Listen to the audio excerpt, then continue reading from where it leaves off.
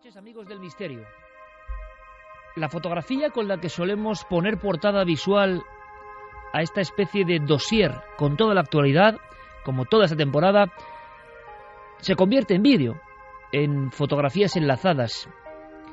Por eso aumenta el misterio, porque en los días que corren hemos visto casi de todo, sobre todo por la globalización y la cantidad de filmaciones extrañas que luego en la inmensa mayoría suelen tener un resultado más o menos racional y nada extraño, y también, por qué no decirlo, por los fraudes constantes. Pero, de momento, y hasta que se resuelva el enigma, lo ocurrido hace apenas una semana sobre el mítico volcán Popocatépetl nos deja, por eso empezamos con esta imagen, casi sin palabras. Popocatépetl, que significa monte que humea o monte llameante, está a unos 55 kilómetros al sureste de esa inmensa urbe, Ciudad de México.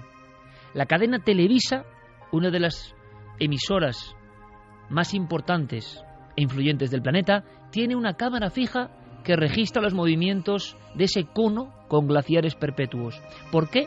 Porque desde el pasado día 16 de abril ha entrado ese gran volcán en fase amarillo 3, cosa que, como su nombre indica, es bastante preocupante. La gran urbe mexicana está acostumbrada a vivir a la sombra del gigante, a la sombra de ese orificio del cual salen fumarolas, sobre todo desde 1993 hasta ahora. Tiene unos 730.000 años de historia, pero quizá lo ocurrido hace tan solo unos días sea de lo más extraño. Estamos trabajando a contrarreloj para que las últimas filmaciones y análisis los tengáis en tiempo real en ikerjimenez.com, porque este vídeo hay que verlo, sinceramente hay que verlo para creerlo.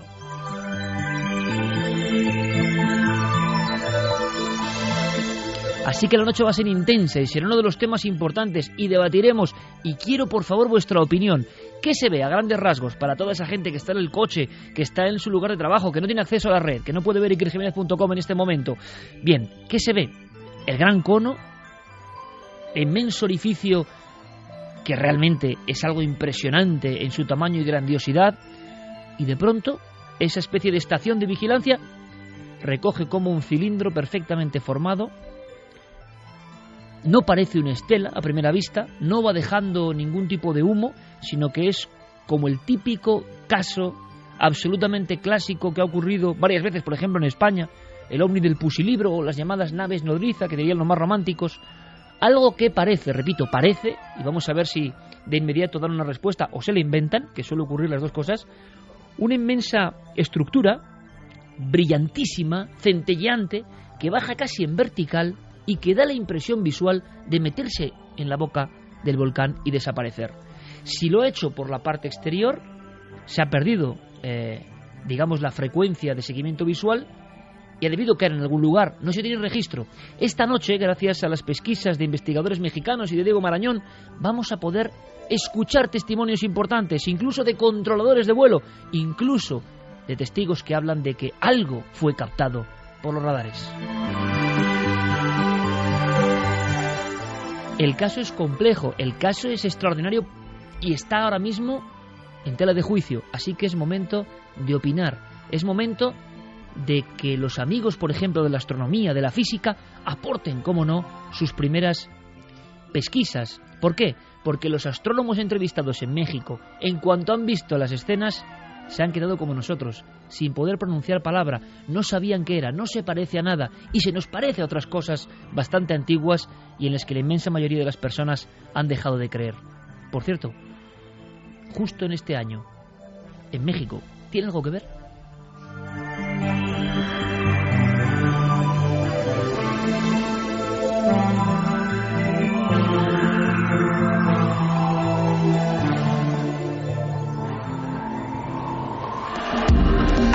Nunca antes habías estado tan cerca de lo desconocido.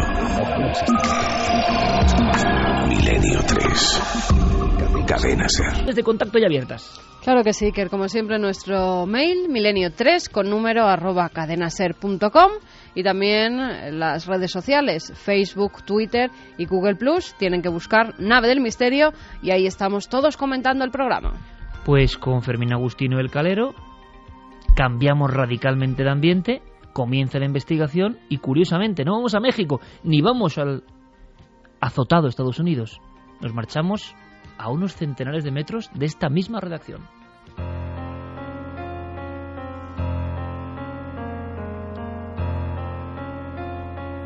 Desde que lo compramos, los antiguos propietarios sí que contaban historias y contaban que había fantasmas o espectros. Algunos dicen que oyen ruidos por las noches. Pues el edificio es un edificio de 1803, que hay un manuscrito que se pide licencia para la obra en 1803. Antiguamente conectaba con la iglesia que tenemos al lado y los terrenos eran de la misma propiedad, y sé que el cementerio de la iglesia está pegado a nuestro sótano, vamos. Había una capilla, el sótano estaba lleno de trastos. Compró un conocido periodista para hacerse aquí su vivienda, y su mujer y su hija empezaron a hacer la obra, y cada vez que entraban empezaban a sentir cosas raras, ¿no? Pues dolores de cabeza, y sentían que había algo. Es decir, nos dieron las llaves para que volviéramos a vender el edificio, y tardamos unos meses largos en venderlo.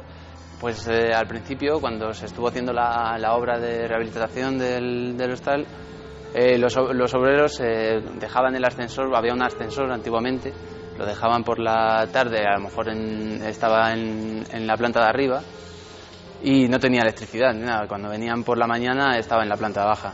Hubo un cliente que también nos hizo en la noche una foto a una ventana con el flash, y en la foto decía que aparecía una mujer con 2 niños ahorcados.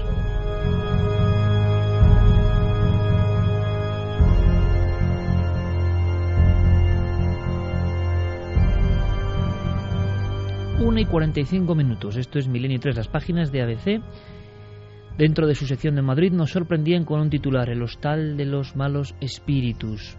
Nos habíamos enterado, y concretamente nuestro compañero Javier Pérez Campos, de esa inserción, incluso a nivel inmobiliario, y esas referencias comentando que había un lugar de difícil venta en pleno corazón viejo de Madrid. Lo que no sabíamos es que había una pareja de colegas, sobre todo él muy conocido, envueltos en esta historia, aunque precisamente el protagonista principal, digamos a nivel de celebridad, que es José Antonio Avellán, el famoso locutor, compañero en las líderes radiofónicas en otra emisora ahora, y su esposa hacen una inversión porque hay un local impresionante a un relativo bajo precio, y entonces empieza una historia que al final se acaba transformando en lo que decía este promotor inmobiliario. Tuvieron a los 3 meses sin llegar a vivir prácticamente que devolver las llaves. O sea, eso que hemos escuchado tantas veces en las películas, se fueron casi sin estar, ocurrió de verdad, y a personas de toda garantía, ¿no? Estamos hablando de un palacete que hay en la calle Cañizares, en el número 6. La verdad que es impresionante. Hemos hablado con la mujer ¿Mara? De este conocido periodista, con Mara Colás. Ni siquiera llegan a vivir allí, Iker. Hemos podido hablar con ella durante muchos minutos porque, como publicaba ABC, es un lugar que hoy en día es un hostal. Al parecer ahora se está vendiendo. Dice la empresa que no tiene nada que ver con los fantasmas, que quieren hacer nuevas inversiones en otros sitios y entonces por eso lo han puesto a la venta. Pero parece ser que este edificio tiene una historia anterior. Varios dueños de este palacete lo han ido dejando, además con muy pocos meses de diferencia. Enseguida querían venderlo porque al parecer dentro de estas 4 paredes ocurren fenómenos extraños. Hemos podido hablar con Mara, charlar tranquilamente, y si quieres, escuchamos esa entrevista y luego comentamos lo que pasaba en ese edificio. Mara, buenas noches. Buenas noches, Carmen, es un placer hablar contigo. Igualmente, Mara. Sabemos que adquiristeis tú y tu familia una casa, una especie de palacete de principios del siglo XIX, y que allí empezaron a ocurrir cosas. Tú cuéntame cómo llegáis hasta ese inmueble y qué es lo que empieza a pasar que a ti te llama la atención. Como eres una experta en la materia, si te digo 2 cosas vas a ver perfectamente cuáles. Habrás oído muchos testimonios de mucha gente que ha pasado por circunstancias parecidas. Y una es lo que puedes contar, que son hechos constatados, y otra cosa las sensaciones. Ya de entrada, la forma en que llega a mí ese palacete, porque es un palacio, con 7 protecciones oficiales, fue curiosísima, porque una gran agencia me dijo, te voy a ofrecer una cosa, tiene que ser para ti, no vale para especular, si quieres te la paso, te la cedo, te va a encantar, está en un sitio malo, pero te vas a enamorar. Yo no sabía dónde iba, ni sabía los metros que tenía, ni nada. Yo necesitaba venirme de Las Rozas a Madrid porque mi marido tenía un horario muy apretado, tenía una niña muy pequeñita, y quería estar cerca de Madrid para que su padre pudiera estar más tiempo con ella. Entonces fui a verlo y la primera vez que yo entré allí fue espectacular. O sea, yo pensé que me estaban tomando el pelo. Era imposible que ese tipo de casa fuera accesible para cualquier persona, que no fuera para una organización o una fundación, porque era maravillosa, era como el palacio de Sisi. Lo que pasa es que cuando yo entré en aquella casa no duré ni media hora. Ya al principio fue horrible. Me puse mala, malísima. Tenía una jaqueca que era incapaz de poder ni abrir los ojos. La primera vez que yo entré en esa casa. Cuéntanos un poco, Mara, cómo era esa vivienda. ¿Tiene 2 pisos? ¿Tiene 2 plantas? ¿Hay alguna zona que te llamara la atención? La vivienda, lo que me enseñaron los dueños, que eran rarísimos, digo lo que me enseñaron porque llegué a comprar la vivienda sin ver como un tercio de la casa, pues siempre había excusas para no enseñarme cosas que luego me sorprendieron.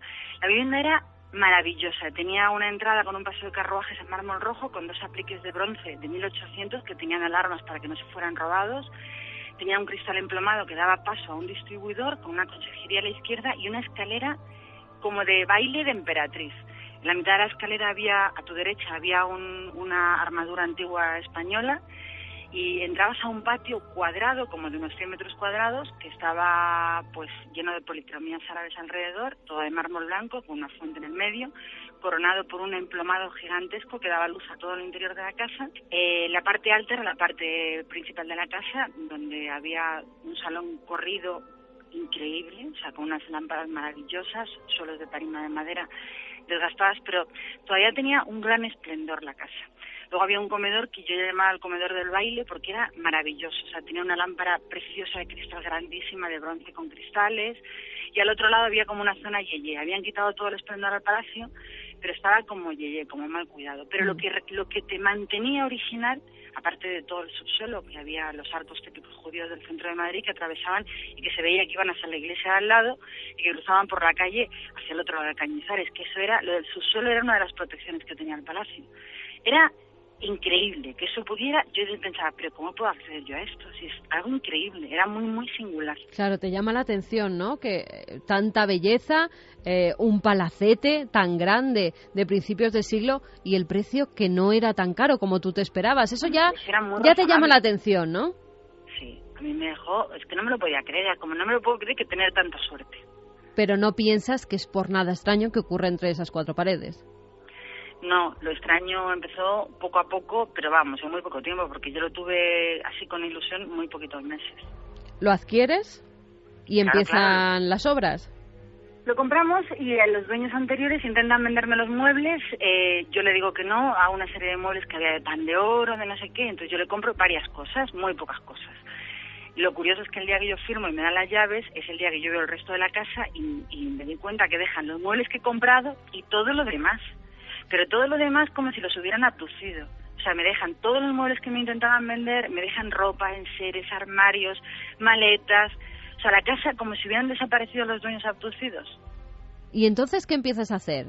Me imagino que con toda la ilusión del mundo, como cuando compramos una vivienda, quieres hacer obras, quieres ponerla a tu estilo. Empiezan las obras y empiezan a ocurrir los fenómenos. Efectivamente, es que los fenómenos empezaron desde el día 1. Lo que pasa es que yo no los relacionaba. O sea, yo empiezo a pensar que todo el mundo me está tocando todo. Entonces empiezo a hacer un baño arriba en una de las habitaciones que era de 3 metros de altura, con unas escayolas preciosas. Empiezo a habilitar un dormitorio con un cuarto de baño actualizado. Entonces pongo al hermano de mi hermana a organizar esa obra y yo creo que mi cuñado me está todo el día tocando todo abajo, porque yo le regaño y él me dice, yo no toco nada, yo no bajo abajo.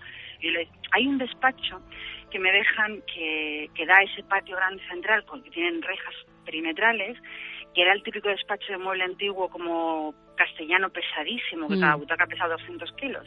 Bueno, pues todas las noches todo ese patio quedaba cerrado porque no vivía nadie, y a la mañana siguiente las rejas de ese concretamente abiertas, 1, 2, 3, 5 veces, 7, 10, y yo llego a un momento que me enfado, porque yo digo, pero yo no entiendo qué estoy buscando abajo, porque siempre está abierta la reja, y yo lo cierro y aparece abierta, junto con una silla muy antigua que los del Corte Inglés me valoraron como del año 1800 no sé qué, que está por todos los lados la silla. Entonces mi cuñado se enfada conmigo, me dice que él no toca nada, y bueno, termina la obra, cambio la cerradura del portalón de la calle Cañizares, ya está todo el mundo fuera, ya no entra nadie más que yo, y permanentemente las rejas quedan cerradas por la tarde y a la mañana siguiente están abiertas. La famosa silla de 1800 y pico desapareció, nunca jamás se supo dónde estaba esa silla. Pero hay un ascensor precioso de madera de caoba, muy muy antiguo, hidráulico, que todo el mundo lo ha dicho posteriormente, yo que lo he vivido en primera persona. El ascensor siempre se mueve solo. Según subes tú la escalera, el ascensor sube contigo, sin nadie. Tú te marchas de esa casa, lo dejas en la planta primera, y cuando llegas siempre, permanentemente, el ascensor está en la planta alta, en la planta de arriba. Y eso ha ocurrido, yo no sé decirte, Carmen, 30 veces, todas las veces que iba a la casa, el ascensor tenía vida propia. ¿Ya piensas que están ocurriendo cosas extrañas, que hay cosas que no tienen explicación? ¿O intentas darle una explicación a todo? Llega un momento que yo no tengo ninguna explicación, porque ya solo tengo acceso yo a la casa, entonces yo dejé de ir sola. O sea, yo iba siempre con mi hermano, quedaba con gente, porque durante un tiempo, en el proceso en que el guardés que nos dejaron en la casa, pues arreglamos sus papeles para despedirle, no sé qué, metían a una persona de mi entera confianza para que fuera abriendo las ventanas, la parte de arriba, fuera un poco organizando ese caos que había. Y la persona que yo pongo en mi confianza me dice que no se atreve a subir porque arriba hay ruidos. Claro, yo me río de ella porque está de 10 a 6 de la tarde y digo, pero ¿qué ruidos va a haber si no hay nadie, si hay un silencio? Porque es verdad que dentro de esa casa hay un silencio sepulcral, los muros son muy anchos y linda con una iglesia. Y ella me dice que está todo el tiempo sonando pisadas y ruidos arriba y que ella no se atreve. Entonces, durante el mes que está esta persona, pues yo pienso que se me está tomando el pelo porque lo que no quiere es organizar ni limpiar nada. Entonces, cuando esa persona se va, todo el mundo se va y la llave solo la tengo yo, empiezo un poco, sinceramente, a aterrorizarme porque me pasan 25 cosas seguidas. Empiezo a soñar, tengo a tener muy malos sueños. Por supuesto, huelga a decir que entras en la casa y el típico escalofrío de la columna en pleno verano, en pleno mes de julio en Madrid, lo tienes permanentemente. Y ha llegado un día en que tomo una decisión de no volver sola.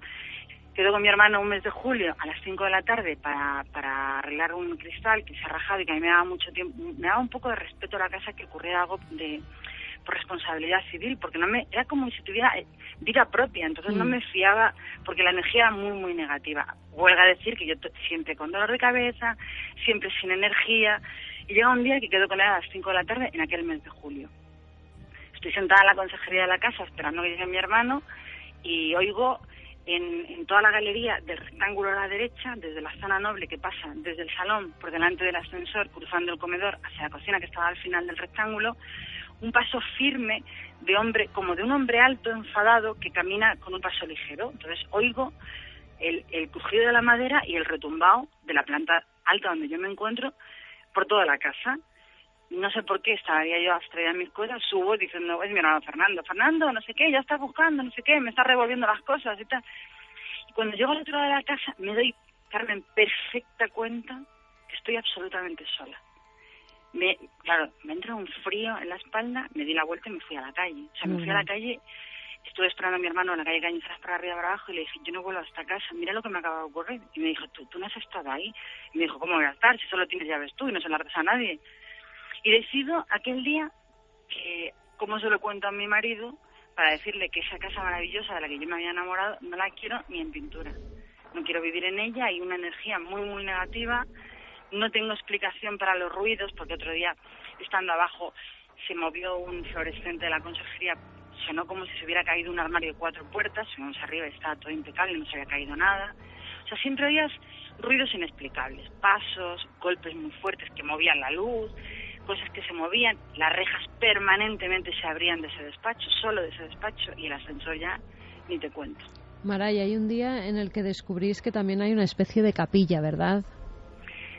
Hay una capilla al fondo de la planta baja, en la esquina, muy maltratada, con humedad, donde hay un montón de basura en el medio, muy grande, de enseres de toda una vida, cosas de plástico, no sé qué. Y había un cuchillo de cazador con sangre, un cuchillo grande de cazador, esos con sangre en la hoja. Era como, qué barbaridad. O sea, ¿cómo puede haber esto en una casa como esta? Todo era como malos augurios, porque había una chimenea arriba en la zona noble que estaba llena de cartas de los años 40. Luego había 3 bodegas en el subsuelo, una de ellas como tapiada por la mitad, que daban ganas de abrir, romper y ver por qué la habían tapiado, ¿no? ¿Qué es lo que escondía? Había una zona interior, que era un cuartito de estar, era un dormitorio y un aseo que estaba justo enfrente, en el rectángulo, enfrente a la calle Cañizares, que la parte interna de esas 3 cosas estaban bloqueadas con una puerta acorazada. Tenía 2 fichetes, una por cada lado. Entonces yo cuando cogí la casa y lo pude ver por vez primera, yo decía, ¿quién? Claro, no caí, pero yo pensaba, ¿quién puede estar tan asustado en su propia casa para estar blindado en una zona con 2 fichetes? Con lo cual, Mara, ni siquiera entráis a vivir allí, ni siquiera pernoctáis una sola noche. Uy, no, yo le dije a mi marido que yo no quería nada en esa casa, que además que yo tenía la sensación que iba a acabar conmigo, yo tenía sueños horribles, yo decía, no, es que no quiero nada. De hecho, cuando la pongo en venta, no me quedo con nada es nada. Dejo los muebles, dejo todo. O sea, y la gente me decía, pero cógete la consola de pan de oro que has comprado. Y yo decía, no quiero nada de esa casa, está todo impregnado de malas vibraciones. Tú lo tomas como una casa con entidad propia, como si esa casa tuviera vida y no quería que nadie estuviera allí, que no movierais sus cosas, como si esos mismos muebles guardaran una historia oculta que no hemos podido averiguar, porque los de la propia agencia han estado investigando en qué era ese edificio y no han llegado tampoco a muchas conclusiones. No encontramos nada, por ejemplo, está desaparecido el registro de la casa desde 1803 hasta 1927, me parece que la compra un político madrileño. No sabemos nada de quién la habitó, por qué, se supone que se hizo sobre el campo santo de la iglesia de al lado, no tengo ni idea. Lo que sí tengo, claro, esto suena, Carmen, esto suena a loca perdida. Yo no lo soy porque no soy ninguna experta en esa materia, nunca me ha pasado nada antes de la calle Cañizares y nunca después, estos últimos 10 años. Pero sí que la sensación cuando yo entraba ahí era como si 100 personas que te odian estuvieran mirando. O sea, la energía era tan negativa que por más que abrieras las ventanas yo me sentía como con aire pesadísimo. Te chupa la energía. Además, curiosamente, a mi hija Saray le pasaba lo mismo. Era chiquitita, entraba conmigo, no salía de la consejería y tenía una pobrecita una ojeras y un dolor de cabeza y yo le decía, vete a jugar, que hay muchas cosas. Y me decía, no mamá, que tiene mal rollo. Me decía, y era súper pequeñita entonces. Y siendo la niña pequeña, ella llegó, porque sabes que los niños son más intuitivos, que parece que ven otro mundo, que nosotros no podemos llegar a él, ya pasada una edad. ¿La niña te comentó en algún momento si veía algo, si había, no sé, sentido algo en esa vivienda? Fíjate que no, porque yo tenía a la pequeña, pero la pequeña no pasaba de la recepción, no quería entrar, nunca quiso entrar. Y yo le decía, pues vas a vivir aquí. Y me decía, ya verás cómo no. Mira. Y de ahí no la sacaba, con el ya verás cómo no. Oye, no se equivocó. Fíjate. Yo ya no quería vivir ahí, ni dormir ahí se quedó el baño nuevo, ahí se quedó todo. Qué listos son los niños. Qué listos son los niños. Hay una iglesia al lado donde, según publica ABC, allí al parecer mataron a 7 monjes y se utilizó también como refugio en la Guerra Civil Española. ¿Tú crees que tiene algo que ver o no lo relacionas? Yo tenía 2 sensaciones. Una sensación masculina muy maligna, o sea, muy cargada de hostilidad. Esa sensación de un hombre que te está siguiendo y te está mirando, o sea, es una sensación, yo no he visto nunca nada. O sea, yo solamente he visto objetos que se mueven, golpes, pisadas, yo no he visto jamás nada. Y luego otra de víctima femenina. Entonces tienes varias sensaciones. Yo no sé si eso tiene que ver con la guerra. A un hombre que compró la casa, me parece que en el 27, se la quitaron los milicianos y fue un refugio de milicianos que aprovecharon para matar a los monjes de al lado. Pero yo tengo la sensación de que el secreto de esa casa es anterior. De hecho, en el patio hay un sumidero, pues yo te diría de 50 o 60 por 60, que es una losa que levantas y de un sumidero que cae al subsuelo del Madrid antiguo, que recuerda que pasaban muchas aguas por abajo de Madrid, que estaba entero excavado. Pues una vez tiramos una piedra, hoy te asustaba. Y yo le decía a mi hermano, madre mía, qué barbaridad, tú ahí tiras un niño entero y cae para abajo, o sea, y nadie lo encuentra nunca, porque era un sumidero brutalmente grande. Con lo cual, vete tú a saber los secretos y lo que esconde esa casa. Pues Mara Colás, 1000 gracias por tu testimonio, de verdad. 1000 gracias, Mara. Carmen, un abrazo muy fuerte para ti y todos tus oyentes.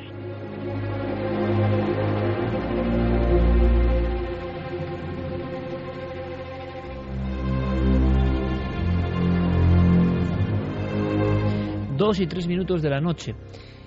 esta era la conversación, fragmentos de alguna forma de una gran conversación que hemos colocado aquí entre dos mujeres que además con mucha complicidad han desarrollado una historia, sobre todo, claro, Mara Colás, que yo quiero felicitarle personalmente porque cómo, claro, es una profesional también del medio, sabe contar, pero cómo lo vivía, cómo lo transmitía, lo vivido.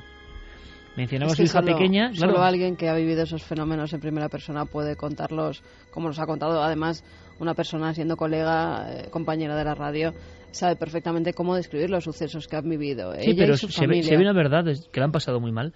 Mencionaba a la niña pequeña que precisamente, yo no sé por qué, por cuestiones de horario no puedo seguir ese programa tan célebre que es La Voz, pero que participaba en el programa, creo, sí. la chica, una chica joven, que era pequeña en el momento que ocurre todo esto y que, claro, esto es y que hablaba con 2001. Claro, y hablaba con su madre diciendo, de veras, ¿cómo aquí no vamos a vivir? Pero luego hemos visto, por supuesto, de inmediato que os ha parecido.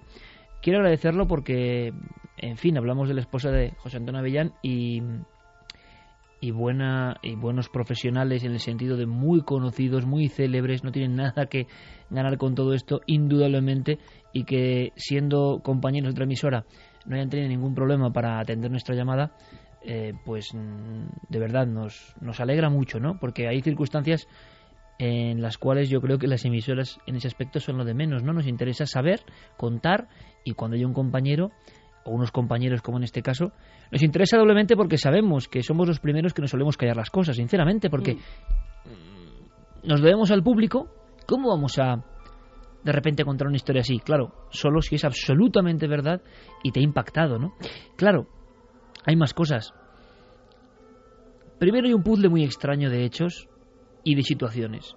Estaba escuchando atentamente a Mara Colás y me estaba viendo a la mente de verdad la historia de Amityville, ¿no?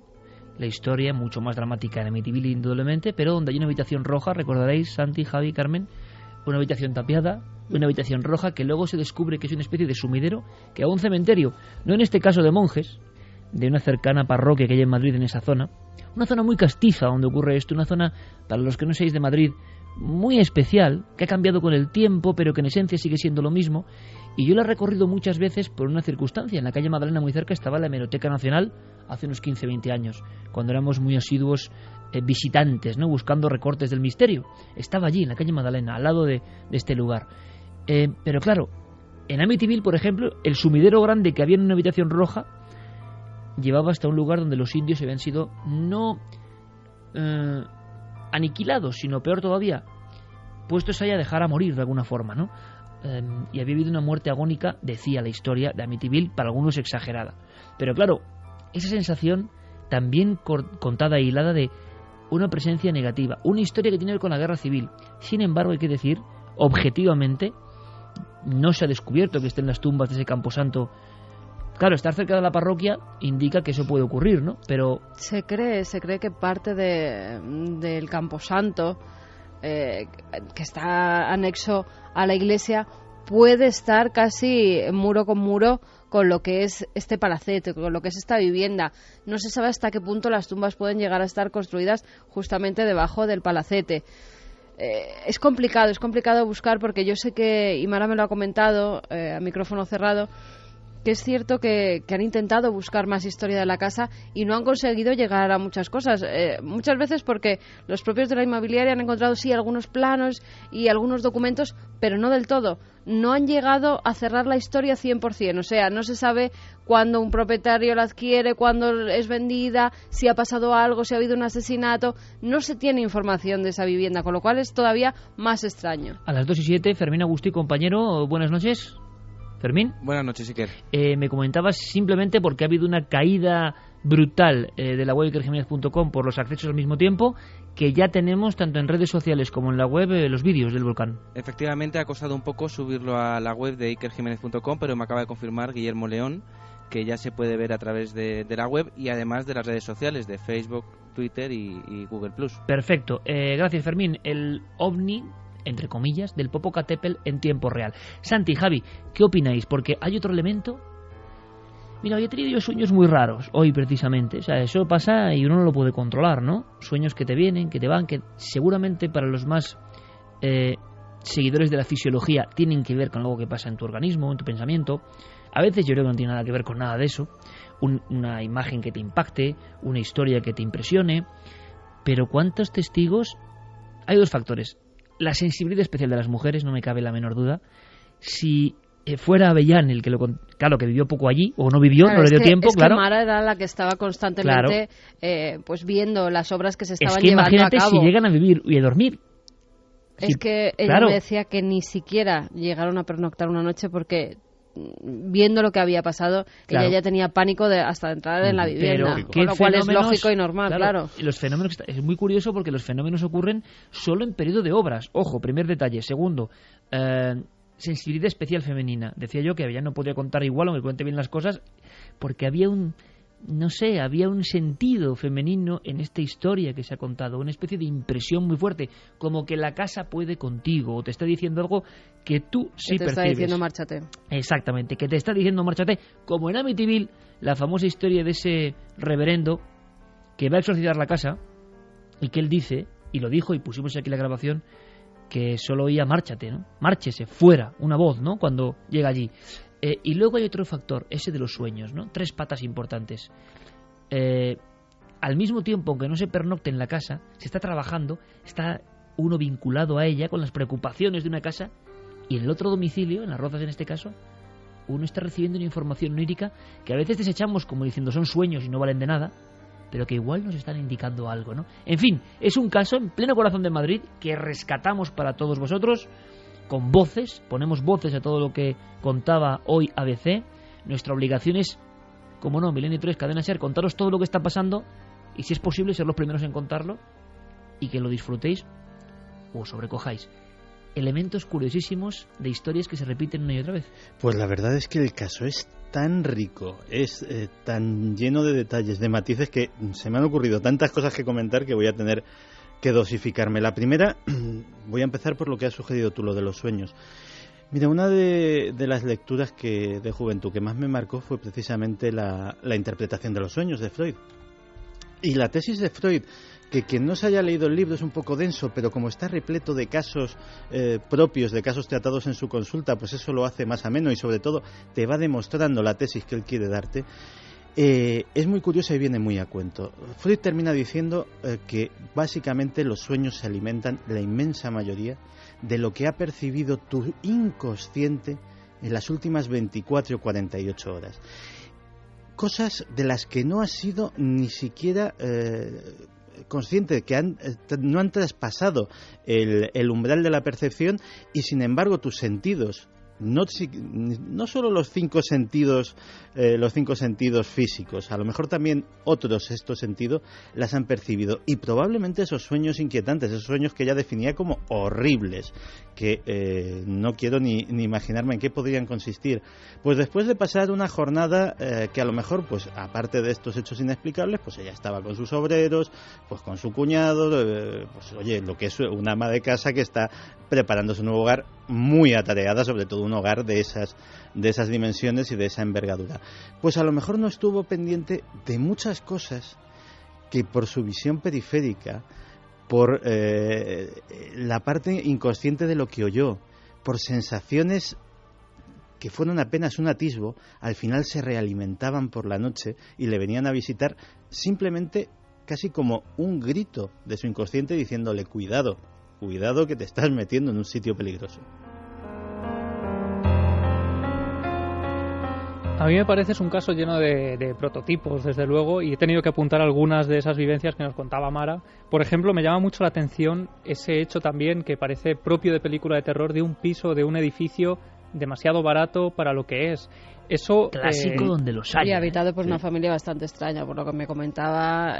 Claro, además no es muy normal que vendas ese palacete a tan bajo precio y encima con todos los muebles de época que hay dentro, que eso ya si la misma es familia ganas de deshacerse de eso. Es ganas de salir corriendo de ese lugar, de deshacerse de todo. Decía Mara, es que dejaron hasta las maletas. Es que yo cuando llego con las llaves me encuentro que la familia parece que la han abducido de la casa y que se han ido ellos solos porque han dejado completamente todo. Dice, hasta lo que no le compré.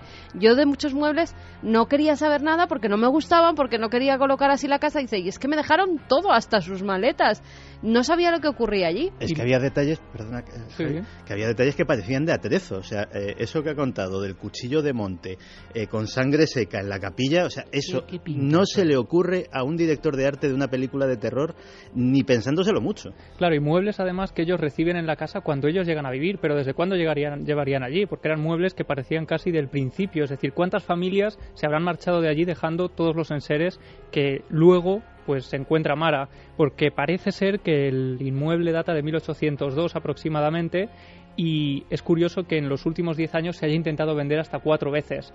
Y también sería interesante, desde luego es difícil, ¿no?, por lo que nos decía Carmen y Mara, pero corroborar eso del sótano y de los posibles enterramientos, porque varios de los trabajadores que han estado varias noches en ese lugar hablaban precisamente del sótano como un lugar bastante inquietante, y sin embargo en las fotografías que podemos ver tampoco parece un sótano de película, ¿no?, que te incite a salir de allí corriendo. Está bastante cambiado. Parece ser que con las obras que han hecho siendo un hostal lo han cambiado bastante, porque cuando ellos entraron a hacer las reformas eso no estaba así. Había 3 bodegas que eran como los subterráneos y era completamente diferente. Ahora parece que hay como una zona de bar, lo que han hecho el hostal, y eso ha cambiado radicalmente, me comentaba Mara. Además, fíjate, ellos al cabo de los meses por fin logran venderla a un hombre francés que la compra, y Mara me comentaba que iba a hacer una exposición de muebles antiguos y modernos, y que ni siquiera llega a hacer esa exposición, que adquiere la casa, la tiene durante 9 meses, no llega a vivir dentro de la casa y se va también como ha llegado. Es como una casa que no se deja poseer, ¿no?, ni habitar. Y luego, entre el racimo de clásicos, la clave la ha dado Santiago Camacho, una vez más, en estos aspectos de hasta qué punto el nuevo caso aporta cosas que ni siquiera la ficción puede llegar a ellas. Ahí está el marchamo de la verosimilitud, ¿no? Cuando uno inventa entre comillas, inventa porque lo ha vivido, lo describe, lo ha sentido así, y sin embargo es una creación nueva respecto a lo que ya conocíamos. Pero hay elementos curiosísimos. Por ejemplo, dicen que cuando eso se transforma en hostal, los clientes ven a una mujer, otro arquetipo, vestida de blanco, que no es ninguna cliente, que la sorprenden vagando por alguna de las zonas comunes, y luego, sobre todo, que uno de los clientes, entre los muchos casos que comentan, incluso los promotores inmobiliarios, cosa que no es ninguna fama, también es curioso, no es ninguna fama para vender el caserón, a ver quién lo quiere ahora, ¿no? Pero nunca se sabe. Lo que sería interesante es investigar, vamos a intentarlo. Hay una cosa que yo nunca había escuchado, me parece muy fuerte, eso puede significar que creo que es demasiada recarga de tintas o interpretación muy terrorífica, demasiado quizás, pero si es verdad, ojalá esté escuchando el hombre que una noche ve algo en la ventana.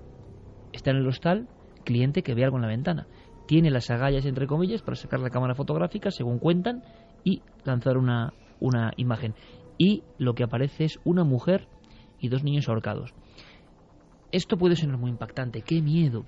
Pero no parece muy lógico. O sea, es decir, nunca hemos escuchado nada parecido, y si ocurre, si es una interpretación del fotógrafo en sí, sería muy interesante que se pusiera en contacto, porque es el eco de Milenio tan grande que sabemos que a quien sea le va a llegar, que estamos hablando de esto. Nos gustaría mucho, ¿no? Yo creo que fue por error, y que luego lo viene en la fotografía. O sea, no lo ve en visión directa, aparece después. Exactamente. Como cuando tú vas a un hotel, haces una fotografía a la habitación para tener un recuerdo, para mandársela a tus amigos, para lo que quieras.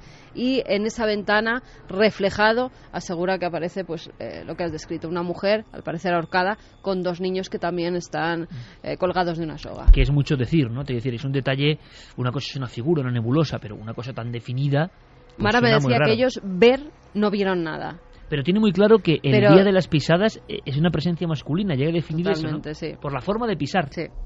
Mira, y luego Mara ha introducido ha sugerido otra cosa que a mí me parece muy interesante comentar, que es cuando hablaba de este sumidero donde uno podía haber echado cualquier cosa. Sonaba el espinazo del diablo, Sí, vamos. mira, yo hace muchos años estaba visitando las Highlands, estaba visitando Escocia, y claro, pues iba de mansión encantada en mansión encantada, y ya claro, al enésimo castillo encantado, a la enésima mansión gigantesca de tal o cual clan, que tenía media docena de fantasmas, pues ya le dije a mi acompañante, digo, bueno, ¿aquí qué pasa? O sea, que de verdad tenéis un fantasma en cada casa.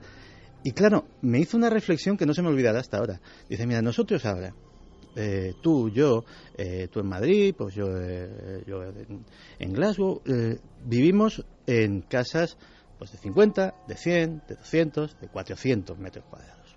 Perfecto. Y eso es una casa que está en una ciudad, que tiene vecinos, que es un chalet adosado, que es una... Esto es una casa que tiene 4.000 metros cuadrados. Y esto, aparte de ser muy grande, en aquella época daba impunidad. En estos muros, durante todos estos siglos, aquí ha pasado de todo. Y nadie fuera de estos muros se ha enterado jamás de lo que sucedía. Y eso es lo que diferencia una de esas grandes mansiones, que realmente con nuestra vida urbana o incluso rural de hoy en día, no nos podemos imaginar lo que era vivir en un entorno enorme, completamente cerrado, completamente aislado del mundo, donde las personas muchas veces, sobre todo si pillaban a un cabeza de familia que fuera especialmente tiránico, etcétera, etcétera, podían vivir en un mundo prisionero. Exacto, encerrados en su propio mundo. Ahora escuchamos rápidamente primera ráfaga, porque vamos de inmediato con lo que está pasando en México en tiempo real, vuestras opiniones de qué os ha parecido este caso, ¿no? Nuestra obligación era hablar con los protagonistas, pero lo dice muy bien Santi, la sensación de que ya han pasado cosas, viendo el aspecto del lugar, hemos visto fotografías e imágenes del lugar ya remozado, pero la propia distribución suena a palacete donde, no sé, o han ocurrido cosas raras o muy de logia extraña, no sé, suena algo que no acaba de entenderse. Tenían que y un tener poco oculto, ¿no? Mucho miedo, como comentaba Mara, los dueños anteriores, para tener una especie de búnker dentro de su propia casa. Porque eso parecía que era para defenderse de algo, pero ¿de qué? Hombre, pero si es una habitación, puede ser una habitación del pánico, ¿no? Ya, pero una habitación del pánico en un palacete que tiene rejas, que tiene alarmas, con 2 puertas como de las blindadas de banco, de esas que son acorazadas, mucho miedo tienen que tener o algo de mucho valor tenían que tener dentro para que hubiera esa habitación sellada en la que no se podía casi acceder. Además, otra cosa, ¿por qué a Mara no la enseñan 1/3 de la casa antes de comprarla? Había 1/3 de la casa que no conocía, como comentaba ella en la entrevista. Pero era la capilla luego. Era parte de la capilla, sí.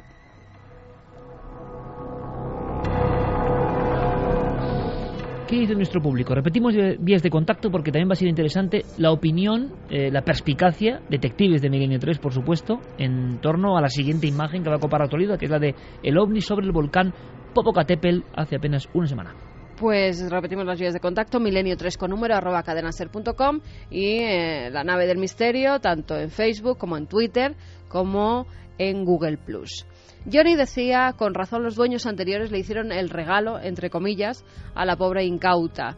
Pablo dice, estoy flipando, la casa de los fenómenos extraños de la que están hablando en Milenio 3 es el Hostal Katz y yo pasé una noche allí en 2010. Pues sí, exactamente. ¿Y notó algo? Ese hostal. Bueno, pues se lo preguntamos desde aquí. Pablo Somoano, ¿notaste algo? Al parecer no, porque si no lo hubiera comentado. Ha flipado ahora cuando hemos dicho el sitio y lo ha visto, sí. Eso es. Pedro Abeja dice, me juego el cuello a que después de esto el hostal se llena de gente y se les quitan las ganas de venderlo. Bueno, hay mucha gente que está diciendo que qué hostal es para no ir. O sea que no sé si es publicidad o no es publicidad. Duben dice, yo conozco ese hotel y es verdad. Está a la venta el hotel. El hotel está ahora mismo a la venta por más de 6 millones de euros. Creo que lo tengo aquí, en el ABC lo publicaban, 6.380.000 euros es lo que vale hoy en día el hostal. Sergio dice, donde hubo muerte siempre quedará el rastro de ese alma. Borja Fernández, ahora la gente al escuchar esto quiere ir, pero el historiador, ¿por qué no ha ido antes? Supuestamente un palacete de Madrid lo deberían conocer. Pino en las nubes dice, pienso lo mismo, la niña percibió algo, raro era que no. Mario Leonardo dice: mi prima en Tordesillas tenía fenómenos parecidos y vamos, duró en la casa un mes. No volvió a pisar en ella ni en broma. Vaya miedo. Y Brit dice que con un edificio así tan fantasmagórico, en Inglaterra se hace el agosto montando un hotel encantado. Juan Miguel, que por Dios, esa casa es de película. Fran Ojeda sí, dice... lo que ocurre es que luego haces el... ¿cómo decirlo? Industrializas, como todo, el fenómeno, y estoy seguro que el fenómeno no aparece. Es como si vamos nosotros con 20.000 cámaras, 40.000 sensores, si el misterio le da igual, el misterio igual está ahí, lo que sea, porque quiere asustar a esa gente en concreto, no a nosotros, o a no lo mejor mostrarse. Así pasa. Sí, pero es que puede ser, pero la sensación general es que el misterio tiene sus leyes que nosotros no conocemos.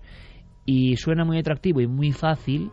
Vamos a ver los fantasmas, que es lo que mucha gente de inmediato... ¡Y qué emoción! La mayoría de las veces te encuentras con nada. Van y no pasa nada. Ah, bueno, pero si es que aquí no había fantasmas, vaya. Como si esto fuese... Hemos hecho el mundo como un parque temático. Compras tu entrada y quieres tu recibo, y eso no es así. Con el misterio, desde luego, no. Aparece cuando quiere, a quien quiere y por algo. Cuando uno va con otras intenciones, parece que cambia el programa de juego, ¿no? Y no quiere decir por eso que no exista. Fran Ojeda decía con la descripción de Mara que se ha enamorado del palacete. Madre mía, con un palacio así me esforzaría por llegar a un trato justo con los fantasmas, que hay sitio para todos, opinaba Elkin.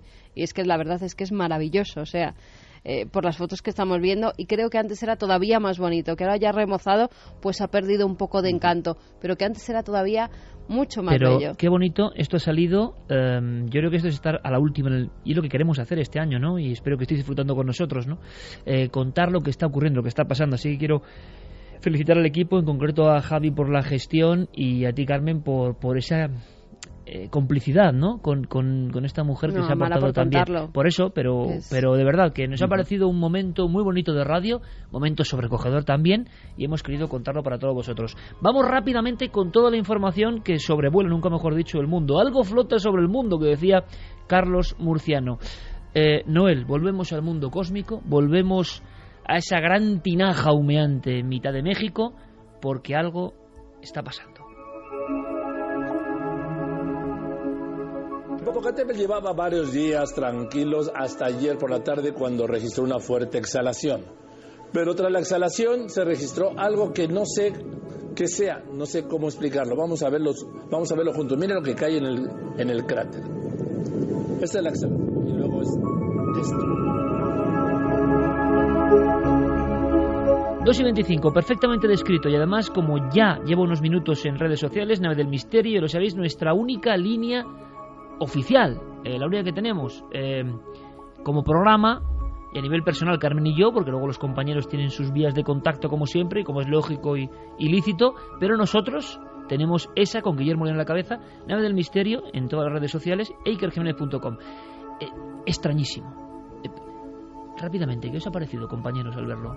No, la imagen es impresionante. O sea, yo pocas veces había visto, sobre todo con el marchamo de autenticidad, es decir, esto procede de una cadena de televisión absolutamente profesional, que se la juega y evidentemente no va a cometer ningún tipo de fraude, y la verdad es que es inexplicable. O sea, es absolutamente inexplicable. De momento. Atención, que estoy seguro los ultra escépticos y las personas más incrédulas y los que quieren que siempre, no los que sanamente quieren saber la verdad, ojo, que yo también que la quiero saber, estarán ya maquinando a ver qué ya ha pasado, porque a una astrónoma mexicana importante, bueno, será una estela, será un cometa, cuando se ve la imagen, cuando ya ve la filmación, no sabe ni qué decir, porque lo que se percibe es un objeto cerrado en sí mismo, un objeto acabado, un objeto fusiforme, no una estela, una raya. Y la pobre mujer acabo diciendo, bueno, puede ser un píxel de la filmación, un píxel en la filmación que hace eso, ¿no? Eso me recuerda... no hace esas cosas. Eso me recuerda a tantos casos que era la raya en el negativo, ¿no? No hay otra forma de...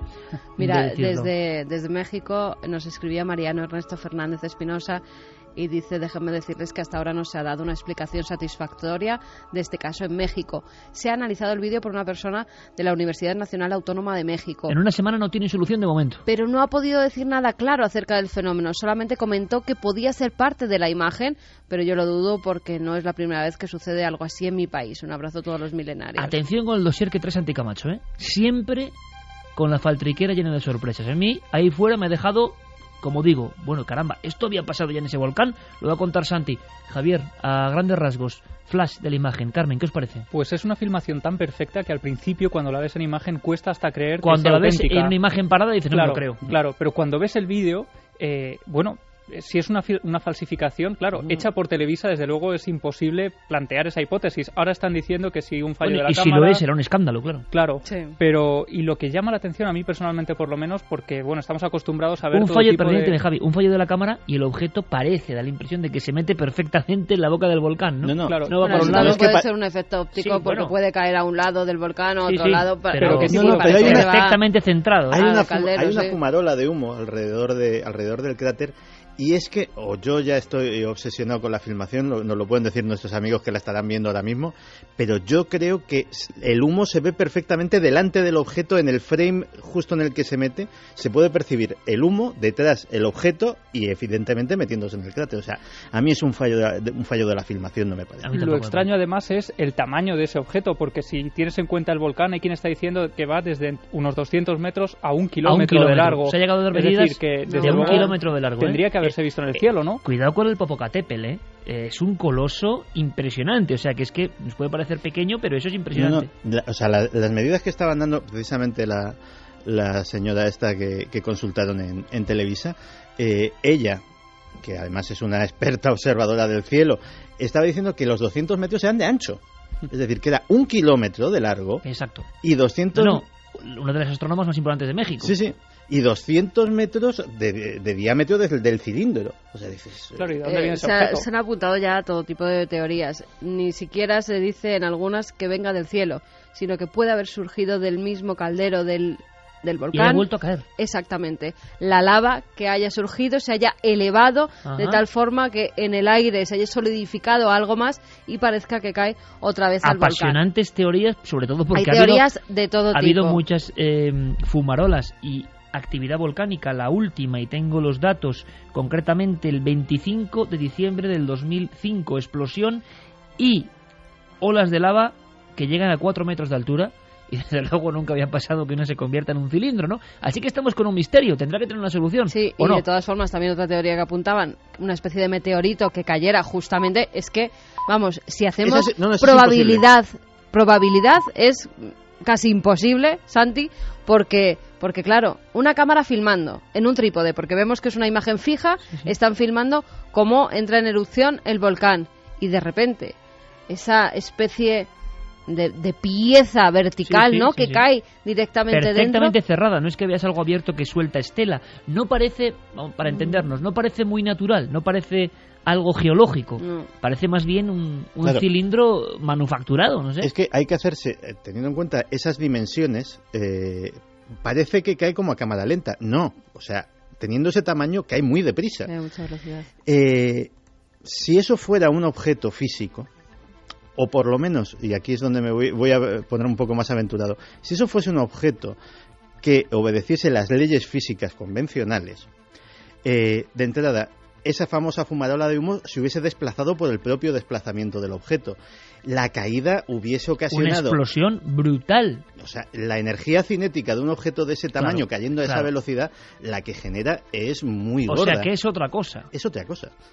O sea, yo no dudo que Yo el he objeto pensado esté lo ahí, mismo. ni dudo de la Claro, filmación. primero- Pero que no se comporta como un objeto físico convencional, también te lo digo. Como el profundo misterio de los ovnis, si es que es esto y no es una gran falsificación, nos enteramos dentro de... Bueno, que será un escándalo para Televisa. Era muy interesante el corte que nos enviaba Diego Marañón de cómo se quedaba el propio presentador de los informativos. Esto no sé bien qué es. Y siguen una semana después sin saberlo. Al parecer, Diego Marañón, el autor de este seguimiento, nuestro detective de los misterios. Diego, buenas noches, compañero. Hola, Iker, ¿qué tal estamos? Bueno, pues en México imagino que noticia, no sé si del año, pero desde luego por ahí anda, porque más impactante que estas imágenes sobre el volcán sagrado, imposible. Sí, desde luego ¿Qué se sabe en este momento? Se habla incluso de psicosis social en los diarios de México. Lo que estabais escuchando al principio, el corte que hemos oído, era el periodista Joaquín López Dóriga, que es el conductor del informativo nocturno principal de Televisa, uno de los más seguidos, uno de los más importantes de México.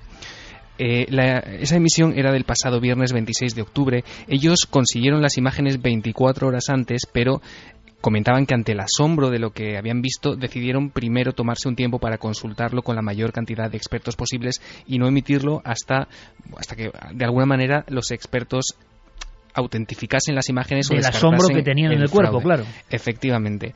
Los medios mexicanos, bueno, se hicieron eco inmediatamente de esa noticia. La red social Twitter, ardió literalmente. Fue una de las piezas más difundidas del informativo. Lo que se ve, Iker, es lo que habéis descrito, una especie de cuerpo cilíndrico, según ellos dicen, porque hay quien ha dicho que se observa una especie de brillo central en la imagen, una sombra. Es curioso lo que comentabais, que la explicación esta de que fuera una saturación de los píxeles de la cámara es algo que los propios técnicos de Televisa, los propios realizadores de la imagen han desmentido, han quitado esa posibilidad de circulación. Pero enseguida el astrónomo, por si acaso, lo decía. Sí, que es una cosa que es muy curiosa, ¿no? Sí, ellos mismos, los realizadores, decían que eso, si era una saturación de píxeles, era la primera saturación de píxeles que veían de ese tipo. Se aprende mucho con estos acontecimientos, Diego, y ahora vamos a ir escuchando algunos cortes a los que has accedido y que son interesantísimos. Lo vais a escuchar, incluso controladores aéreos de la zona. Pero claro, también ante un acontecimiento que solivianta o rompe la normalidad, se aprenden cosas del comportamiento, no del objeto extraño, sino del ser humano. Y la astrónoma, como ve que no sabe por dónde coger el cilindro, dice aquello de, bueno, será un... Es como si me pongo a hablar de, no sé, de partículas subatómicas o de genética profunda, ¿no? Sí. Para explicar algo. Dices, hombre, no, pregúnteselo al experto concreto, ¿no? Y hay otro corte glorioso que no sé si habéis escuchado, creo que no está seleccionado, pero que dice que, bueno, que es espectacular... Sobre todo porque cae, pero exacto, que sería más espectacular si surgiera de abajo hacia arriba. Bueno, pues habrá que decirle a esta astrónoma que los amigos de los intraterrestres y todas las teorías de vida bajo tierra, en fin, tienen para un rato. Ahora, también es verdad que el impacto de eso, Santi, ha dado la clave también. Es que no puede... Primero, un cilindro de ese tamaño cayendo en la boca del volcán, tenían que haberlo visto millones de personas. Son 3 fotogramas, pero vaya 3 fotogramas. Es que es un misterio fuerte. Claro, lo que yo no sé es en tiempo real a qué se corresponden esos 3 fotogramas. Es decir... Lo ponían luego y no es tan rápido como se puede imaginar, no es tan centelleante, ¿eh? O sea, eso, incluso en los informativos de México, me he preocupado de ir viendo las imágenes y, bueno, ya está en tiempo real. Se veía perfectamente, no va tampoco a una velocidad increíble y lo que vemos es un destello de lo que ha caído, ¿no? Vamos a hacer una cosa, vamos a escuchar primero, si te parece, Diego, a Raúl Rivera, ¿es posible? Sí, es un meteorólogo del Servicio Meteorológico Nacional de México que nos contaba, bueno, lo que él opinaba de esas imágenes. No conocemos la procedencia del fenómeno. Es simplemente un objeto que no conocemos su constitución, no sabemos de qué es. Lo que sabemos es obviamente que llega desde la atmósfera alta, tiene un impacto, pero ese impacto tampoco se ve reflejado en las imágenes de satélite o en este momento en las fotografías web. Fotografías, no, filmaciones que, repito, tenéis en ikerjimenez.com y en Nave del Misterio, en la Nave del Misterio, en Facebook, en Twitter y en todas estas cosas. Vamos a ver, dice este hombre, este meteorólogo, que llega de la alta atmósfera, ya contradice la teoría de aquellos que aseguran que es la propia lava solidificada, digamos, en una recaída, ¿no? Claro, el problema que hay con esto, o el principal obstáculo que ponían los que se oponían a esa teoría, era que el objeto, de alguna manera, no tenía fuerza de estar rozando contra el calor del volcán, ¿no? No se veía ningún tipo de estela ni de fuerza que, ¿sabes?, que erosionase, digamos, el objeto. Con lo cual, esta opinión de Raúl Rivera, que es meteorólogo, pues yo creo que hay que tenerla bastante en cuenta. Vamos a hacer una cosa que es muy importante en este momento. Por aquí estamos, sinceramente, un poco nubilados viendo la filmación, porque es lo más raro. ¿Por qué? Por el tipo de objeto. En España reconocemos algunos casos similares, sobre todo el del pusilibro, polémico donde los haya también, fotografiado desde la ciudad de Huesca, aparentemente, un cilindro gigantesco pero rojizo, allá por final de los 70. Bien, pero una investigadora mexicana, y tú lo reenvías, ha conseguido algo que sí es muy interesante por parte de profesionales, ¿no? Sí, se trata de Ana Luisa Cid, que es ufóloga, investigadora de ovnis en México, que colabora con algunas revistas en España. Ella ha entrevistado a un controlador aéreo del Aeropuerto Internacional de la Ciudad de México, a Enrique Colbeck, que, por ejemplo, confiesa que 4 días antes de esta filmación se detectó una especie de eco en el radar durante 7 segundos. Si quieres lo escuchamos. Yo lo que me pasó el día 21 a las 0:50 más o menos, la madrugada del 21, apareció un eco primario sobre el volcán. Y entonces estamos en abocarnos conseguir la grabación para tener el hecho. ¿Hay alguien que pueda volar ahí? No, nadie, eso está prohibido. Es más, en mi vida, tengo ya bastantes años en México, y en mi vida había visto un eco primario sobre el cono del volcán. Esta fue la primera vez, duró como 5, 6, 7 segundos, y después ya el radar le da el tratamiento de pérdida, le dio un vector, se movía hacia el suroeste, lo detecta justamente sobre el volcán, después alejándose al suroeste del volcán, y ya le pone el puntito y lo elimina, y así pasó.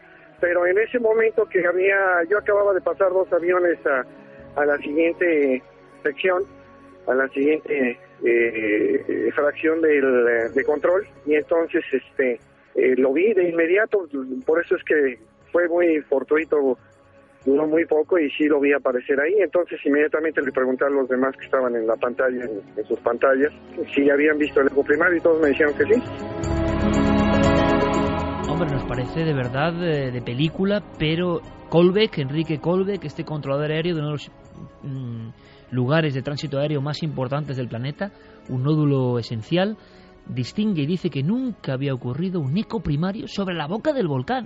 Claro, y además esto ocurre el día 21, Iker, pero incluso antes, el 11 de octubre, el propio presentador de este noticiero, Joaquín López Dóriga, daba a conocer esta actividad del volcán, y de repente, mientras estaban conectando en directo, aparecían otros 2 objetos luminosos que se movían rápidamente, uno en la parte superior de la pantalla y el otro hacia la mitad, ambos de izquierda a derecha, y también se quedaban con la mosca detrás de la oreja, porque tampoco es muy habitual, y de hecho luego escucharemos cómo el tráfico aéreo encima del volcán está bastante limitado. Enrique Colbeck, Iker, descarta que se tratase de una nube del volcán. No tiene nada que ver con una nube de carácter que hubiera tirado el volcán en ese momento, hubiera exhalado en ese momento, porque la actividad máxima que se fue recurrente hasta este momento fue a las 00 alguna hora antes, y ahí tenía afectado un espacio aéreo de 24 o de 25 hasta 28,000 pies hacia el eco, hacia el este, y hasta hasta unas 120 millas de afectación. Entonces estábamos moviendo tráfico al norte de esa trayectoria y al sur de la trayectoria para que no hubiera problema. Entonces fue bastante significativo por ese hecho. Y ahí también teníamos el radar meteorológico, y no había ninguna nubosidad que registrara el radar meteorológico de nosotros sobre el volcán. 2:40 en tiempo real y en conexión con todo el mundo, como ocurre ya. Necesitamos opinión de meteorólogos, de astrónomos, de físicos, de geólogos. Todos podéis participar porque queremos saber más. Es una de las filmaciones, no nos cabe duda ninguno, más intrigantes de los últimos tiempos. Ocurre en pleno 2012, en pleno mes de noviembre ya, final de octubre mejor dicho, y en este año tan clave. Imagino que todo está lleno de significado y simbolismo para algunos. Otros al mismo tiempo están buscando, y estoy seguro, devanándose los sesos, no por encontrar la verdad, repito, sino porque esto se olvide, se haga un titular rápido. No les ha dado tiempo a lo de la nube, a lo del píxel. Si no hubiera salido en todos los medios de comunicación, al día siguiente el ovni de México del Popocatépetl era una nube o era un píxel. Como es tan espectacular, es difícil creerlo, pero en otros muchos casos ocurre. La prensa lo dice al día siguiente, repicando la noticia, porque casi es mejor, y después el tema se olvida, porque es que ha pasado más de una vez. Santi tiene ganas de contarnos alguna cosa que ha ocurrido en la boca de este mismo volcán. O sea, es decir, es un hecho reincidente, ya nos hace pensar. Pero hay un documento más de Colbeck, ¿no? Sí, efectivamente, es un corte en el que este hombre cuenta cómo, a causa del peligro que supone ese volcán, de las altísimas temperaturas que pueden sentirse, está prohibido volar sobre el Popocatépetl, lo que descartaría que se tratase de una aeronave civil o militar. Eso no es posible, eso no puede ocurrir, es un área prohibida y está restringida a 10 millas. Sí, en el centro está ubicado geográficamente el volcán y no existe posibilidad alguna de que se autorice un vuelo en esas condiciones. El que lo haría es muy arriesgado, porque en una exhalación volcánica la ascensión de la nube o de la pluma se hace rapidísimo y entonces causaría un problema serio.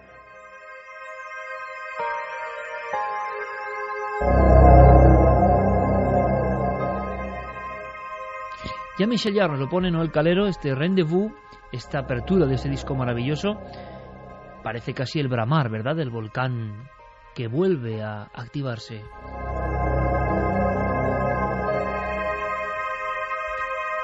Y es que hay dos cuestiones que lanzo ahora mismo, Diego, y por supuesto puedes participar en cualquier momento. Esta es la información a la investigadora Ana Luisa Cid. Agradecemos, por supuesto, yo creo que es un documento muy interesante y que Diego Marañón nos reenvía para que podáis disfrutarlo, para saber más entre todos.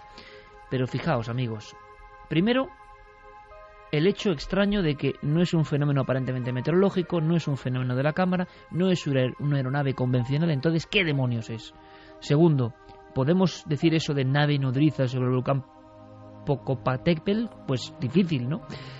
Pero la forma es absolutamente antiaerodinámica y nos recuerda los casos de observaciones simbólicas casi. Vamos por un terreno espinoso, pero que quizá está en lo profundo del tema OVNI, como para que esto se muestre a todo el mundo, para que todo el mundo mire a las alturas y piense que todo es posible. Pero hay una cosa que no acabo de entender, y yo lo lanzo ahora mismo.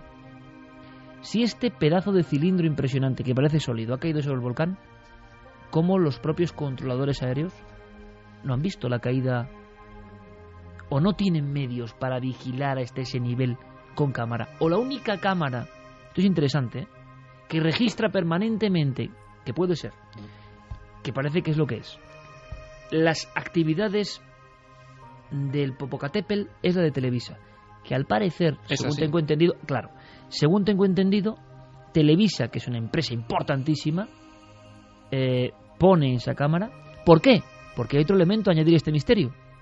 Está ocurriendo justo con una fumarola. Está ocurriendo justo con un despertar repentino del volcán, no en cualquier momento. Claro, Diego, y me respondías, ¿es que los controladores no tienen eco visual de la zona? Lo que es seguro es que la única cámara, como decías, que graba permanentemente y las 24 horas la boca del volcán es la de Televisa. La tienen situada en un cerro cercano, que es el cerro Alzomoni, y lo tienen allí porque cuando se producen estas actividades, estas exhalaciones de lava del volcán, es desde donde ellos, es el único lugar desde donde se pueden grabar esas fumarolas de humo y ese emerger continuo de... Es como una cámara de vigilancia por si acaso, ¿no? Efectivamente. Vale, pero ¿cómo es posible que un objeto, yo ahora de abogado del diablo, de tal envergadura y tamaño, por ejemplo, no tengamos más registros? Bueno, quizá no haya mucha más gente enfocando la boca del volcán, pero es un volcán que estaba ya en actividad, que había pasado de un código amarillo 2 a amarillo 3. Se ha dicho, según los cálculos Iker, que se desplazaba a una velocidad superior a la de cualquier avión. Y yo me pregunto también si un objeto de 1 kilómetro de largo y con esas velocidades cae en el interior de un volcán, bueno, además, es que revienta el volcán, digo yo, claro, vamos. Esa es la pregunta, ¿no? ¿De qué dimensiones o de qué peso podríamos también estar hablando? Para claro, que no... Por eso decía yo que sea lo que sea... Es otra cosa. Efectivamente, yo no dudo de la otra veracidad. Cosa que quizás se está mostrando por algo. Pues se está mostrando y de hecho ese tipo de cosas se muestran con mucha frecuencia en los volcanes en erupción. Y en este mismo ha habido más casos. Y en este mismo ha habido. Simplemente el experimento es muy sencillo. Poned en Google Images Popocatépetl OVNI o Popocatépetl UFO y de repente te saldrán media docena de fotografías, muy repetidas todas ellas, de diferentes años, siempre en erupción, o siempre en actividad, mejor dicho, es decir, en los años en los que el volcán ha estado inerte no hay ninguna fotografía de esas, curiosamente, y de hecho en otros volcanes ha sucedido. Mira, el famoso, y no pienso pronunciar el nombre porque no quiero hacer el ridículo. No, inténtalo. No, el volcán que en la primavera de 2010 paró desde Islandia todo el tráfico aéreo de Europa y que tenía un nombre muy divertido. Sí, que de repente se convirtió en una especie de enviado a la naturaleza que nos demostró a todos que podía paralizar Europa. Un volcán. Pues también tiene sus fotografías de objetos extraños a su alrededor y básicamente todos los volcanes en erupción, no te voy a decir todos con exhaustividad, pero la inmensa mayoría se han dado este tipo de casos que, bueno, como son fotografías y las fotografías siempre las ponemos en cuarentena, decimos, bueno, cosas raras. Cosas que han surgido a raíz de del suceso impresionante y que la gente por internet ha ido poniendo cosas e incluso hay algunas impresionantes, los amigos canarios lo saben bien, las explosión impresionante del Teneguía, el despertar del Teneguía, el año 71. Yo recuerdo que tuvimos visto fotografías.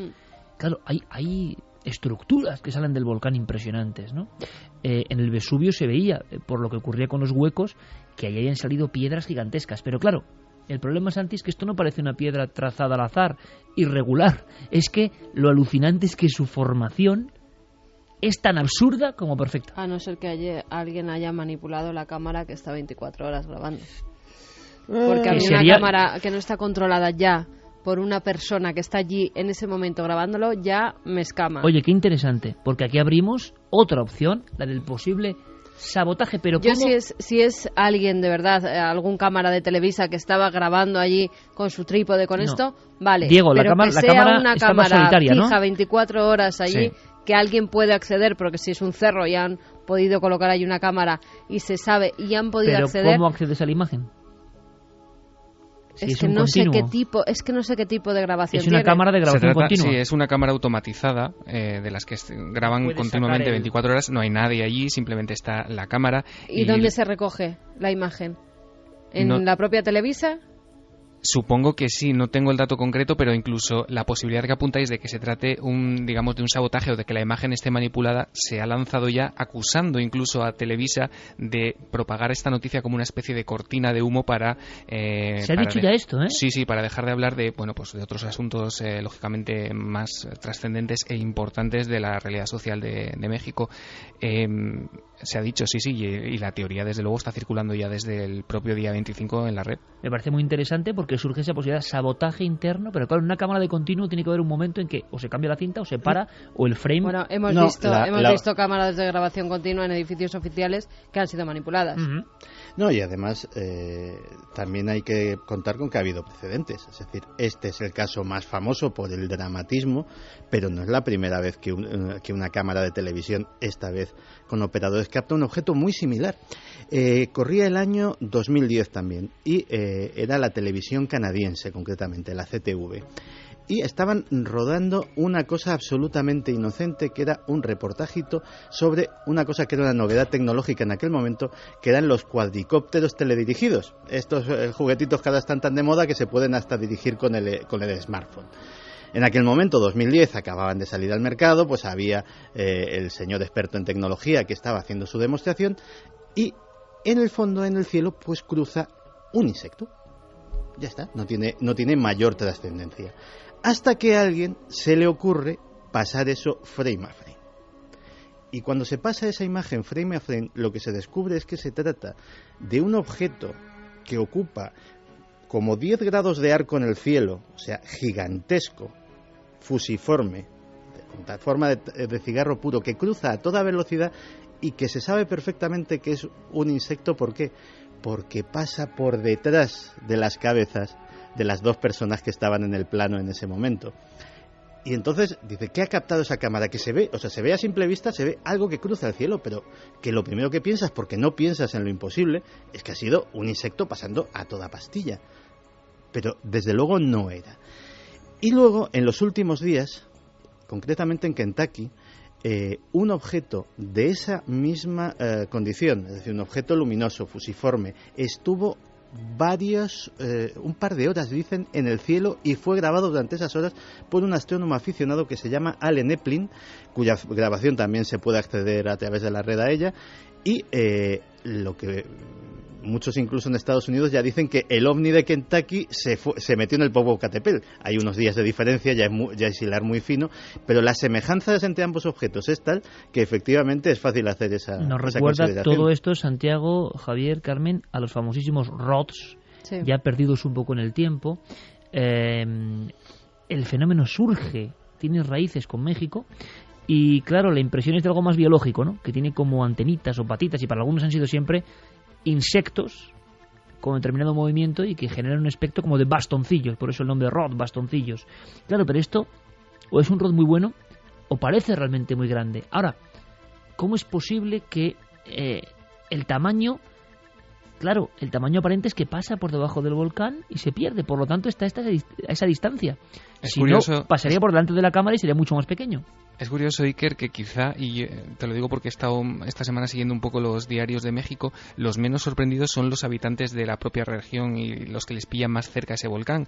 Por ejemplo, el diario Cambio contaba que los habitantes de la localidad de Metepec se lo tomaban como algo bastante natural porque afirmaban que la presencia de ruidos, de luces, es constante en la región, sobre todo desde 1994, cuando para ellos, desde ese punto, es absolutamente habitual y vamos, se lo toman como algo bastante cotidiano. A mí me mosca que no haya testimonios claro, de gente de los pueblos de alrededor que no hayan visto caer hay dos objeto. Cosas, esa falta de testimonios que nos asombra, pero por otro lado, la velocidad del objeto que parece que se oculta, ¿no? Que eso también es un poco como intrigante, ¿no? Parece que se esconde de algo. Lo que decía Carmen, no hay testimonios, no han salido personas que atestiguen haber visualizado esto. Un objeto tan gigantesco, claro. Se tenía que oír algo o que ver algo. Diego, ¿hay información sobre ello o no? No, no la hay. Simplemente no se ha recogido, ya te digo, este diario Cambio se desplazó hacia la zona de Metepec y estuvo haciendo, digamos, una especie de sondeo entre los habitantes. Ellos vieron las imágenes y, bueno, dijeron que eso era bastante habitual, pero no hay, digamos, un testimonio gráfico o audiovisual que podamos escuchar. ¿Eso o es que el objeto lo hizo muy rápido? Porque son apenas nada, no sé qué tiempo, apenas un segundo, ¿no? Hay otra cámara, hay otra posibilidad de que hubiera aparecido, ya te adelanto que no aparece nada en esa otra filmación, recogida por otra cámara, creo que esta pertenecía al Servicio Meteorológico de México, pero esa cámara no graba, digamos, de manera continua, sino a intervalos. Es la típica cámara que graba frame, a lo mejor pasan 2 segundos y te pilla otro frame. Entonces lo que... Y en esa no sale el objeto, se contrastó, ¿no? El mismo día, a la misma hora, en esa otra cámara no aparece absolutamente nada y la posibilidad que apuntaban era o que bien se tratase de un fallo de la cámara principal, quiero decir, de lo que hemos visto, o que la segunda cámara hubiese pasado el objeto en ese intervalo en el que no hay grabación. Claro, porque es menos de un segundo, pero esto es un misterio enorme que tiene posible conspiración, posible falsificación, posible objeto real. Algo pasa en ese volcán. Impresión brutal en todo México. 2012, o sea, en fin, una cuestión prácticamente de novela. La sensación que tenemos es de que esto está ocurriendo ahora mismo y que seguramente en un tiempo, bueno, pues tengamos una situación quizá de resolución. Es raro que en una semana, también lo digo, es muy raro que en una semana no hayan dado, ¿verdad?, con el veredicto científico racional. Siempre pasa menos tiempo. O sea que el caso debe ser más complicado de lo que nos parece. ¿Qué dice nuestro público? ¿Ellos tienen alguna opción? ¿Alguna solución? Pues mira, por ejemplo, Juan Álvarez dice, ¿y no podría ser algún tipo de rayo láser o algo parecido lanzado desde un satélite militar? Borja le contesta, un rayo láser disparado a un volcán aparte que eso no tiene nada de láser. Pero interesante también, porque parece algo de eso también, ¿no? Algo físico, pero que al mismo tiempo de una tecnología desconocida. José María dice, no se comporta como un objeto físico, sin embargo tiene sombra. Buenas noches a todos los milenarios. ¿Tiene sombra? Begoña Seijo dice, mi marido es geólogo y lo de la lava subiendo, solidificando en perfecto cilindro y descendiendo no le parece creíble. Sergio nos comentaba que al tema OVNI no le dan repercusión, no le dan la repercusión que merece. Es algo que muchos intentan apartar porque les provoca más miedo que curiosidad. Santi, por cierto, simplemente en un flash, los conspiranoicos, y que me entiendan todos, ¿no? Los que creen que se nos están ocultando las cosas más importantes, ¿dicen algo en torno al OVNI de México? ¿Para ellos es una señal? ¿Lo vinculan al 2012? No, de momento, curiosamente, fuera de los medios de habla hispana, la cosa ha tenido muy poca trascendencia y ya te digo, en los ámbitos ufológicos de Estados Unidos sí, y de hecho lo vinculaban con lo que era la sensación de la semana pasada, que era el famoso OVNI de Kentucky del que te he hablado hasta ahora, pero desde luego a nadie se le ha ocurrido esa hilazón con el 2012. Hay dos cuestiones simplemente para seguir escuchando los mensajes. Si esto lo saca un tipo, con todos mis respetos, de Metepec o de donde sea, por cierto, Metepec, el lugar, son las casualidades, ¿no?, donde ocurrió el extraño incidente aquel del simio extraño, semi-extraterrestre para algunos y mono deforme y deformado es profeso para otros, ¿no? Y parece evidente. Allí ocurrió, en Metepec. Recuerdo que el doctor Botella, que analizó personalmente ese ser, nos lo contó, lo tenía muy claro, ¿no? Se anunció en todo el mundo como el extraño ser de Metepec.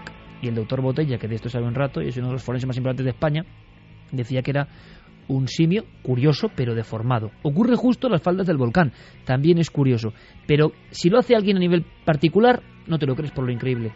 Si lo hace Televisa es grave que sea un fraude, ¿eh? Juan Miguel dice, parece un vídeo editado, el objeto parece como pegado en el vídeo.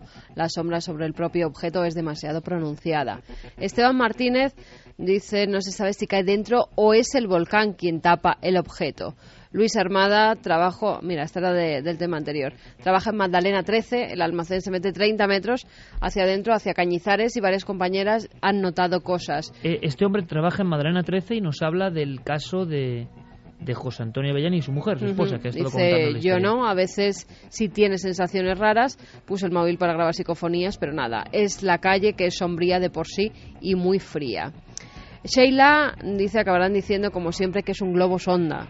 Mira, no se me había ocurrido, pero es un globo sonda que baja muy... O gas de los pantanos. Si pasa en España, globo sonda, o sea, seguro. O chimeneas. También puede ser por la forma, en este caso podría ser chimenea. Ahora, a mí me intriga lo que has dicho, la bomba que has soltado aquí, que de repente Diego ha hilado de la posibilidad de que alguien con algún objetivo haya trastocado la cámara oficial de Televisa, ¿eh? Estamos hablando de algo más que una televisión en México, ¿eh? Sería un escándalo, ¿eh? Bueno, para tapar muchas veces la información política que se está viviendo en ese país, se hacen muchas cosas. Fran Ojeda dice, soy el único que lo ve como una lanzadera de la NASA cayendo. Lo que se ve en una sola imagen, ¿eh? Por eso la traíamos aquí. Yunes dice, a mí me suena a defecto en la imagen, pero vaya, así viéndolo a ojos sin más análisis ni nada de nada. Mario Leonardo, es imposible que la lava sea cilíndrica, es un objeto raro. Marian Hernando, se ve claramente que es un objeto físico entrando en el volcán, es muy raro. Rafa dice, no tiene ningún sentido, un ovni entrando en un volcán, hay tantas cosas que se nos escapan. Maestro, la cilíndrica es una forma muy habitual en los avistamientos ovni. Pablo, que nos decía que no nos preocupemos, que no le había pasado nada extraño cuando estuvo esa noche. Entonces nos quedamos más tranquilos. En el Hotel Encantado. Venga, seguimos ahora nuestros compañeros, como siempre, con toda la información de todo lo que está pasando, y nosotros, a nuestra manera, viajaremos a Nueva York para contar otras cosas que no son muy habituales. Es como un poco lo extraño, y ha ocurrido a todos los niveles. La conspiración, muchos norteamericanos que piensan que hay algo más dentro del desastre que han vivido, y cosas muy insólitas, y mucho más a la vuelta, aquí en Milenio 3, después, por supuesto, de todas las noticias a las 3 en punto.